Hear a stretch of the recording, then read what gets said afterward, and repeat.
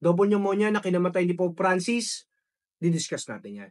Okay, so ang pneumonia ay isang infeksyon sa baga, buhat ng bakterya, virus o fungi.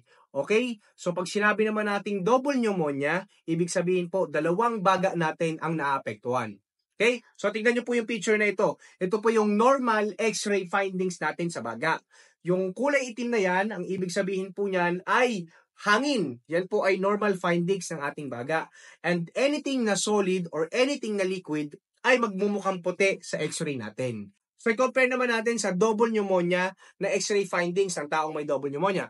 So, tignan nyo po, no, compared sa normal x-ray natin, siya po ay puti-puti, ibig sabihin, ang dami niyang consolidation sa loob. No? Pwede yung plema or pwede yung dugo. Sila ay namumuong puti. Okay? Compared niya, no, pag double pneumonia, compared sa singular pneumonia, syempre mas malala yung double pneumonia. Kasi dalawang parte ng baga mo ang naaapektuhan. No? Ang mga common symptoms niyan ay nahihirapan paghinga, may plema, syempre, para may premang di mailabas, mabilis ang paghinga, nilalagnat, walang gana kumain, or nanghihina. Okay? Ang pneumonia ay mas delikado sa mga bata at mga matatanda.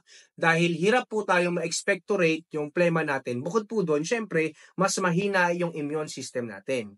So kung papalagay po natin kay Pope Francis, isa pa pong factor dito, meron po siyang mga comorbidities na nakakaapekto sa healing process niya o paglaban niya po ng pneumonia. Isa ito sa mga reason o mga nakikitang dahilan kung bakit bumigay na rin ang katawan ni Pope Francis, no? So, ipag-pray na lang po natin si Pope Francis at panatilihin pong malakas ang katawan at gumamit po ng mask, especially po kapag pupunta po kayo sa mga taong maraming may ubo. Okay po?